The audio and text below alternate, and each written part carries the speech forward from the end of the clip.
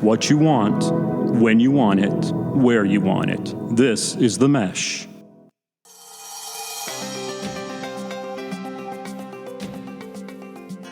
Advanced care planning isn't just a legal process, it's a deeply human one. In this episode, we talk with an advanced care planning expert about how emotions, relationships, and evolving life circumstances shape end-of-life decisions.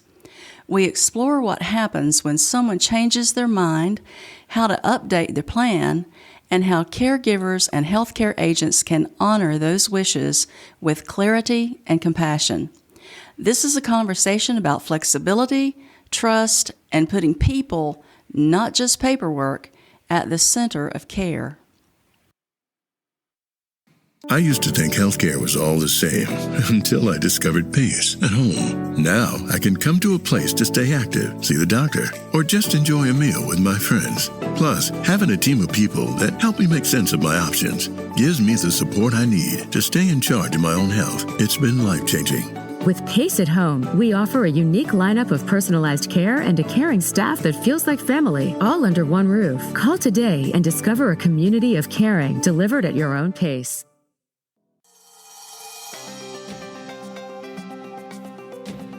Welcome. I'm your host, Karen Summey, Project Manager at ACAP Community and an active family caregiver. If you're listening to our live broadcast, today is Friday, August 1, 2025 at 12 noon Eastern Time. We're delighted to have you here with us. Both my guest and I are live in the chat panel to take your comments and questions during the broadcast. To join in the discussion, simply sign into your own YouTube or Google account to access the chat panel in YouTube. If you're listening to our replay, you can also sign in and leave comments below your video screen, and we'll get back to you very soon. Our guest today is Ms. Libby Dunahoo. Libby is Manager of Advanced Care Planning at Northeast Georgia Health System. Since 2017, she has led the execution of the Respecting Choices program, empowering individuals to document and advocate for their healthcare wishes. Passionate about helping families navigate tough medical decisions, she's also led the implementation of a plan in a can, a grab-and-go toolkit for emergency care transitions. Libby serves on multiple committees, including the Ethics and Patient Rights Committee. She is a board member with the Beyond Dementia Coalition and is a member of the steering committee for ACAP Hall County in Northeast Georgia. Welcome to First Fridays with ACAP, Libby. We're happy you're here. Thanks so much, Karen. I really appreciate the invitation and really love everything that ACAP is doing. Great. We're so honored to have you be with us and to take part in ACAP on a consistent basis. That's wonderful. You know, I know it's often difficult for aging adults and their families to talk about end-of-life decisions and the associated documents for those. And ACAP offers in-person programs on that topic. But today we want to focus on the more human aspects of advanced care planning, meaning conversations about advanced directives rather than the more formal and legal aspects. So we're essentially starting from the point that the advanced care documents are already signed and are in place. We do want to take a few minutes, though, to take care of a little bit of terminology around these documents and the process. So I know that you are going to talk about the differences between a healthcare agent and a legal medical surrogate. So to set the stage for the conversation today, could you help us understand how those roles differ? Exactly. And I think that's a really important part of patient advocacy is understanding what all of these authorities mean. So when the Patient Self-Determination Act came out, it required accredited health systems throughout our country to be required to ask if people have an advance directive. And because that is where someone gets to give the authority to someone else to be able to speak for them, to be able to advocate for their healthcare choices. So within an advance directive, Some people used to call it the durable power of attorney for healthcare, or their proxy, or their surrogate. Different states labeled it differently. So it's important to know what your state calls it, but essentially in Georgia, we call it your healthcare agent. And that becomes a person who has the ability to make a decision for themselves. So someone in their family can't make this choice for them, but a person themselves says, if I'm in the hospital and I'm not able to make decisions, I want that authority to go to this person. That doesn't have to be a family member. It can. I've had people name friends. I've had people name coworkers, faith people that are faith leaders in their life. So giving that authority to someone is what someone does in an advance directive. Now, when the hospital asks you if you have one, it's because we want to know who would be your advocate if we need someone to make decisions. On the other side of that, though, is not everybody does have advance directives. Across the country, I would say typically about 30 to 40% of people have even done this paperwork. So therefore, what falls into place is for the way a hospital system has to work is that we do have to have someone that would be that legal surrogate for a patient. So that's where we always want patients to understand who falls into this hierarchy by law. Some people call it a legal next of kin. Our state calls it a legal medical surrogate. But again, for your own state, pay attention to who falls in this hierarchy, because that's who the hospital is going to be required to reach out to make decisions for someone if they're unable to. So the understanding comes into patients being able to know who falls in that hierarchy for me, and is that the person that I would want to make decisions. So when you think about it, within our state, of course, a patient that has capacity always makes decisions for themselves. And if you've done an advance directive, you're giving that authority to someone else, and it doesn't matter who it is. So then we don't have to worry about the hierarchy. But for those that don't, the first person within Georgia becomes your spouse. When you married that person, you gave them those rights to make decisions for you. And are you good with that? Things that come into complications are people that have a common law marriage. Well, in the state of Georgia, that's not a legal marriage, so therefore it doesn't give that person rights. If you want to give that person authority, you do it in an advance directive. Some people will say, well, I'm legally separated. Well, that's not divorced, and if you don't want that person making decisions, you would need to name somebody else in an advance directive, because by Georgia hierarchy, that person would still be the one speaking for you. So then some people aren't married, or some people are widowed or divorced. So then it falls to if there's a legal guardian. So a legally appointed guardian, people are guardians of their minors, but after 18, someone can have a legally appointed guardian. That would be the next person in that hierarchy. If there's not a legally appointed guardian, then it goes to children. When the law states that a child can make a decision for a parent, if there's more than one child, we need for the patient to understand that if your children don't agree from the health system standpoint, if one child is telling us one thing and another child is telling us the opposite, we're going to end up having to wait on consensus. It puts the hospital system in a sense of having to wait because the children can't agree on those decisions needing to be made for their healthcare wishes. So it could delay a patient's wishes being honored because of having to wait. In the same way, for people that don't have children have to be over 18 to fall in that order and be able to make decisions. If there's not children, then it goes to parents. Parents making decisions for adult children over 18. Mm-hmm. If parents aren't living, it goes to siblings. Again, though, think about it. If one sibling is telling us one thing and another is telling us another, we're waiting on consensus. And so it puts the health system in the position of having to wait because any sibling can advocate, therefore they need to be in agreement. Beyond that, it continues to go down. This legal medical surrogate order can go on down to, grandchildren or nieces, nephews, things like that. But within the state of Georgia, there's laws around what authority that gives them at that distance of a relation. And so it's important for people to understand that as well. If someone has a nephew that they would want to be their advocate, it would be better to name them in an advance directive, because that gives them full authority to make decisions for that person. That's right. Whereas by that legal medical surrogate order, once you get below the sibling line in that hierarchy, there's certain decisions that people can't make, even though it's their nephew, they wouldn't be able to make that patient a do not resuscitate. And so that's important in life choices and quality of life.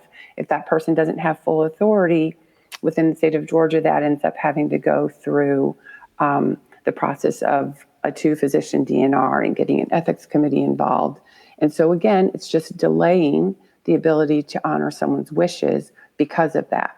So understanding what the legal medical surrogate order is in your state, because some states might have a different order of where that legal guardian falls, or they might have a different order as to whether they accept common law marriage or not.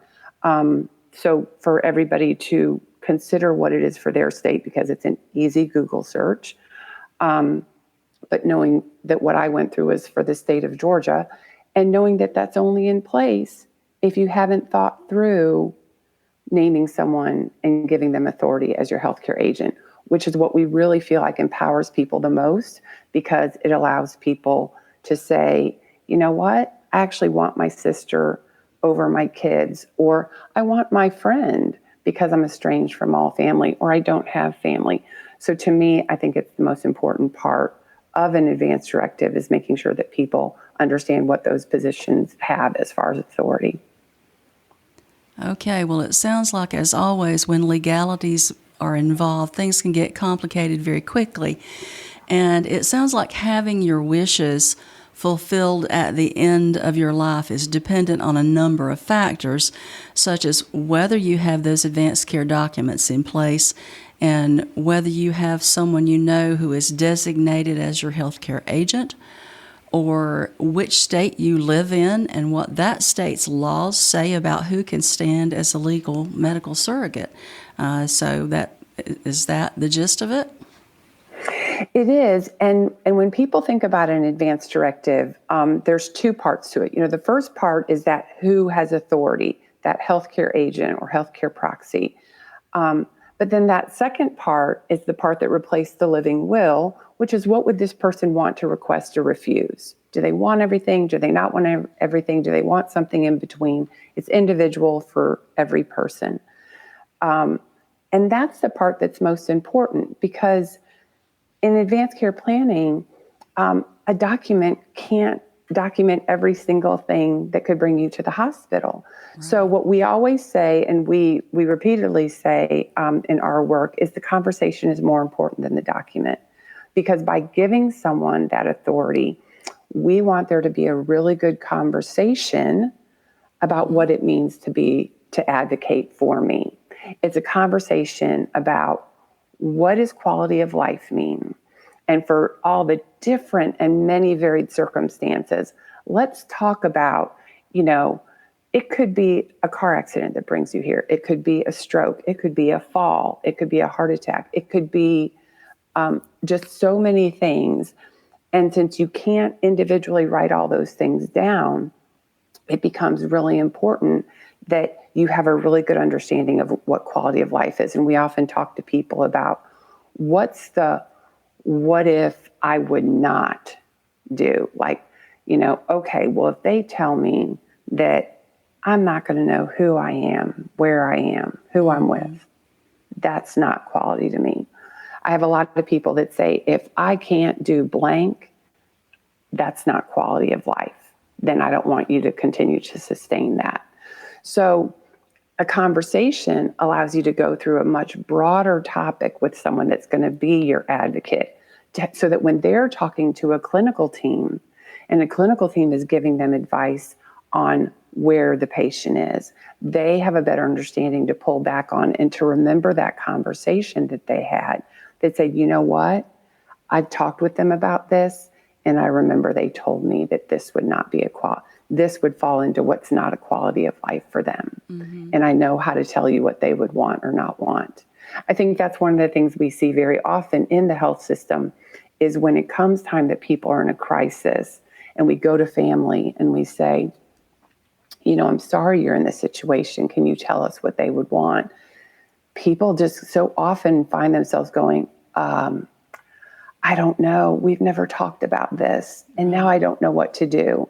And that's really sad for us because we see the family struggling. The crisis itself is a struggle, but that conversation becomes so important for people to be able to say, the people that we see handle the crisis better are the ones that have been able to say, you know what, we talked about this, and as hard as this is, I know that they wouldn't want this, or I know that they would want this, so I want you to continue this treatment.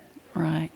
This brings up so many thoughts to me about end of life and how people tend to think that death is the worst possible outcome, even knowing that we're all going to face that at some point. And we tend to be afraid to address it, almost as if we're going to bring it on faster if we talk about it, which is not the case at all. And people don't want to face their own mortality or feel that they're being morbid or something on that order. But really, this can come for any of us at any age. And so to put it off really doesn't do us any favors. I know that I have been able to speak with my husband and my family at certain times about what I would want, and absolutely becoming trapped in my own body, having my mind being able to think, but not being able to express those thoughts or be able to tell anyone else what I want or would wish to do is the worst possible outcome for me. So I'm very glad that I have my own advanced care documents in place, and my family knows what my wishes are whenever that eventuality arrives. It's a little scary to me to think about someone that I don't even know having the authority to say whether I live or die, and what's going to happen to me in that process and in that journey. So I want my wishes known, and that's about as serious a decision as I will ever make in my lifetime, is how my end is going to come. But, even after we put our documents in place, there are times when I learn something new, when I find something out that I didn't know before, when I think about a circumstance that I didn't think about before, and I think, oh, how do I fix that? Because I really don't want what I put in my documents. So what is the safest, least expensive, and best way to move forward to get those documents fixed before, something happens for me? So tell us what happens if people change their minds after they have put their choices in place. How does that occur? Well, and that's what's really nice about the way the legislatures have set this up, is that it's a very easy document to revoke. And it's people do change their minds. We live and tend to make decisions based off our own experiences. So as you get a new diagnosis, your choices might change, what your future looks like. As you experience other people in your life and seeing a loved one or a friend or someone going through something, or see what some people would consider a bad death, and they're like, oh, I really don't want that to happen to me. I say the conversation is more important than the document, but this is also not a one and done conversation. This is an ongoing conversation. Absolutely. This is something that as you see people go through things, it does inform your own choices. And therefore you tend to say, you know what? I need to talk to you again, because I might have put in my document that I would never want a ventilator.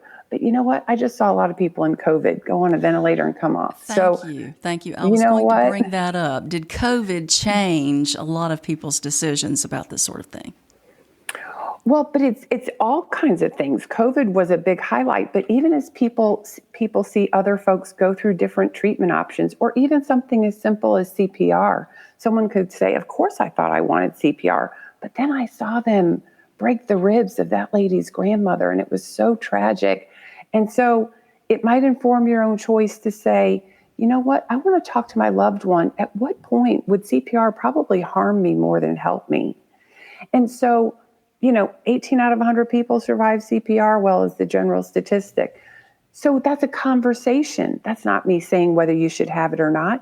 It's saying it's a conversation that needs to be had for people in their own healthcare trajectory or the people that they would be advocating for, because those do change with time. So it is so easy to change your mind, do a new advance directive.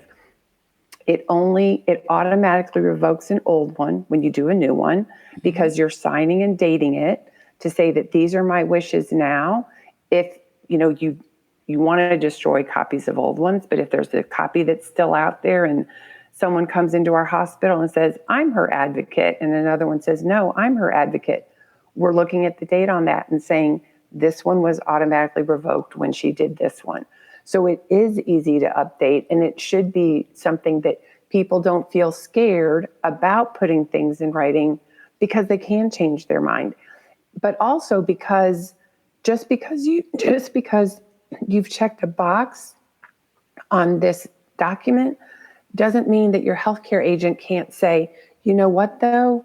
I know that in this circumstance, they would want this."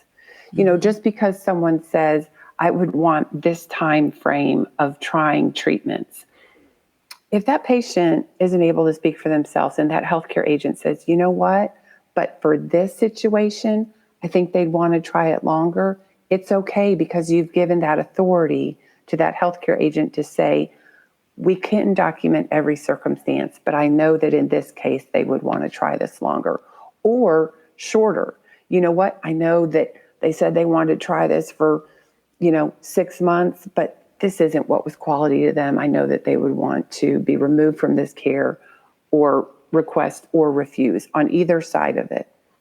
So that becomes the ongoing conversation, as well as, yes, definitely, redo it if you want to change it. It might not be necessarily for changing your choices within the living will section, your treatment preferences, but it could be.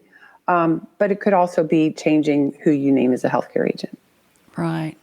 It's so easy to see why a lot of people don't understand this, and why they may, in one sense, feel empowered by taking care of advanced care planning, and in another sense, they may feel that they're giving away their power by signing a legal document that kind of locks them into something.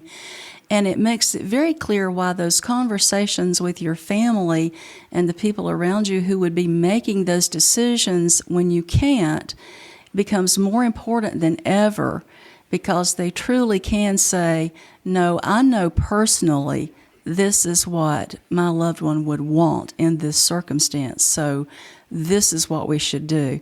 So the conversations are so very important. I really get that. And I want to take a moment to talk a little bit about some differences in levels of care. So can you tell us a little bit about the differences between therapeutic care and life-sustaining care, and how those tie into the advanced care planning?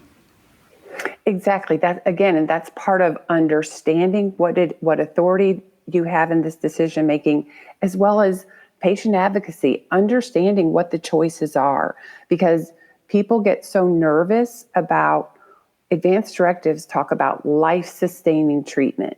Would you want mechanical ventilation to sustain your life?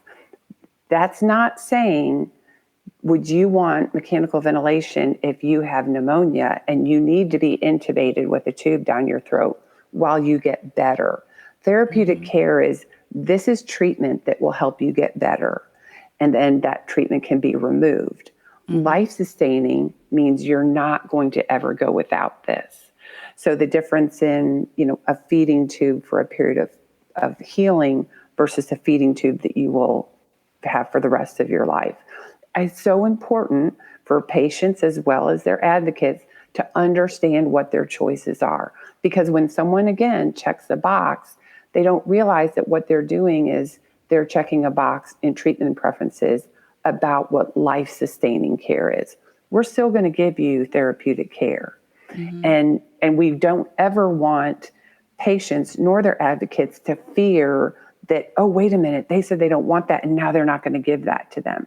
That's not it at all. So it really comes down to an understanding, and it goes back to helping ask the questions that you need answered to your clinical team, your medical team, saying, well, what do you mean by this? If we're going to do this treatment, what does this mean? Are we hoping that they're going to come off this? Are they definitely going to come off this? Is this a therapeutic healing measure, or is this a life-sustaining measure?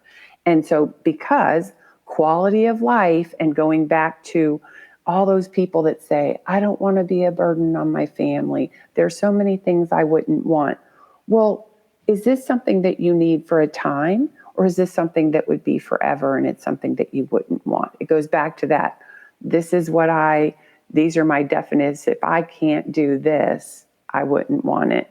Well, if you can't do this for a short period of time while you're healing versus if you can't do this ever again. And so to me, that's so important, and such a big part of patient advocacy is making sure that the patients and family understand what treatments they're choosing and for how long, for what reason. Because life-sustaining care is saying, this isn't quality of life to me, or this is quality of life to me. It's not for us to ever judge what quality is for someone else. One person might say, I would not want to live on a ventilator the rest of my life where I wouldn't know who I am, where I am, or who I'm with. Other people will say, I don't care if I don't know who I am. As long as they can sustain me on a ventilator, I want that. And there are facilities that will, assist families that want that choice. So again, this is individual. This is honoring individual wishes and making sure family knows, but also making sure that family have the ability to honor their wishes, because sometimes the choices are hard, and sometimes people get confused on their own wants versus the patient's wants. And if a patient is saying this wouldn't be quality of to me, but a family member saying, but I can't let them go, I just want to keep coming and sitting by their side. It's like, okay, but is that what they want? Is this day a quality of life day for them? And so remembering that when you choose someone, you have to choose someone that can honor your wishes, even if they disagree with them. Right. These are such important distinctions. So many decisions to be made, and they're life and death decisions. We know that. And so just so important to understand what we're signing, what we're looking at, how the rights we have to change our minds, the process to do that, who to talk with, the professional people to talk with about the choices we're making, and making distinctions between the healing care and the end-of-life care and all of these things that we do. So there's so much to be considered when we're really trying to make our final wishes be known to both our healthcare teams and to our families. So is there anything else that you would like to tell our audience about the human side of advanced care planning before we close? And included in that, would you tell us who we talk with? You are an advanced care planning manager, so does that mean you're helping people put these in place and make those decisions? Tell us a little bit about that and anything else you'd like for us to know. Well, I think the title is really the most important thing in this, is that this is a human experience. I think that we have over-medicalized death, and we have made it such a medical process that we have kind of lost the fact that it's a human process. And so to me, when you're talking about being someone's advocate or advanced care planning, is just having a conversation with the people that you love. This is something that I heard one of our chaplains refer to as a love letter, Because truly what it is this conversation is a gift. When you're choosing someone, and we're saying choose someone that, will honor your wishes even if they disagree with them and stuff, we're really talking about this is the person that's going to walk with you to the end. And as much as we struggle with talking about that, let me just tell you that it is a privilege to walk with someone to the end. And so hold that as the privilege that it is. And then I think that it gives you, like you said, instead of feeling like this is a morbid topic, it becomes this gift of love, of saying, it's not that I can't wait for you to kick the bucket and go. It's that I want to make sure that you live every moment how you want, and how can I advocate for that? So just really encouraging people that what a privilege it is to be an advocate for someone and walk with them to the end, because ultimately death is painful for those that are losing loved ones, and I don't get to take that away. All I can do is try to give people a sense of peace in that grieving process of saying, I know that I did what they wanted. I was able to honor their wishes. I'm so thankful that they shared with me how to advocate for them. Because even things as simple as, there's choices about healthcare to the end, but there's also just comfort measures. And comfort is more than medicine. It's more than just what we can do medically. It's about who do you want around? Why do we do pet therapy and music therapy in hospitals? Because there's comfort that's more than medicine. So knowing your loved one and taking that privilege of what are all the things that I can afford to them to help give them a good life to the very end. I just think that that's that's the human part of this. Yes, there's lots of resources about documents, but that's something that's very easy to find. Every state has their own advance directive. It's very easy to Google it. As far as help, all hospital systems are required to ask. I'm hoping that people are having conversations before they ever get to the hospital, before they're in crisis situations. So you can look at resources like ACAP, find places online that are talking you through these decisions and these conversations. I think ACAP is probably one of the greatest resources out there that's helping people broach topics that they've been hesitant about or that they've put off. But other resources like that, such as, the AAAs, the areas on aging, or some senior centers, or people, elder law attorneys are fantastic. They can do the financial side, not, the healthcare power of attorney through an advance directive. It doesn't need to be done with a lawyer, but a lawyer will help someone when they're doing the other paperwork as well, such as a last will and testament versus the living will. But they can bundle it all together for you and help get all of the financial side as well as the healthcare side done. But not everybody has the ability to pay an attorney, so that's why it's also easy for anybody to go online. Mm-hmm. Right. Well, I want to do one point of clarification. You mentioned AAA, and in the caregiving world, AAA is Area Agencies on Aging. It has nothing to do with the AAA that comes and rescues you when you're broken down on the side of the road. So, yes, just a clarification there.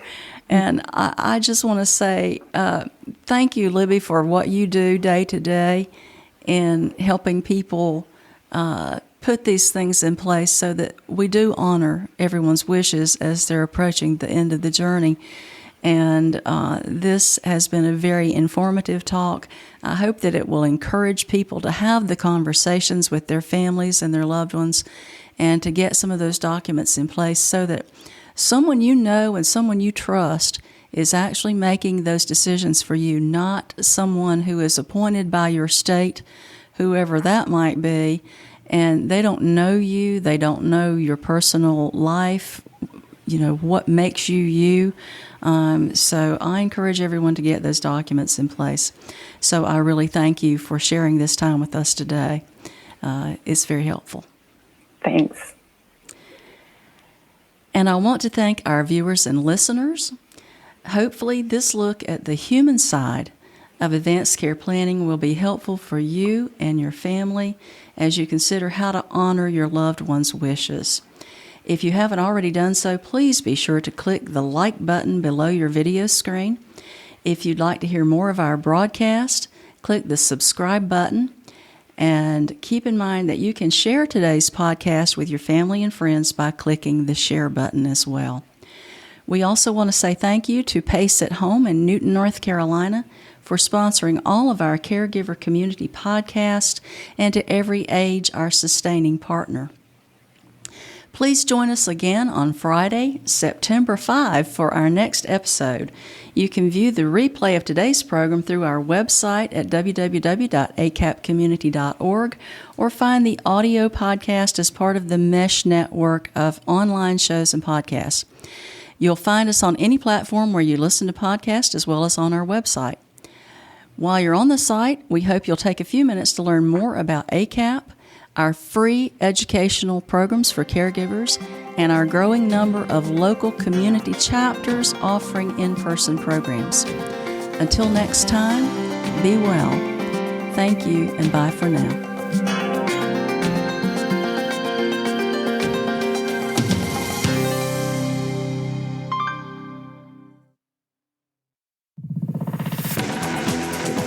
You've been listening to The Mesh, an online media network of shows and programs ranging from business to arts, sports to entertainment, music to community. All programs are available on the website as well as through iTunes and YouTube. Check us out online at themesh.tv. Discover other network shows and give us feedback on what you just heard.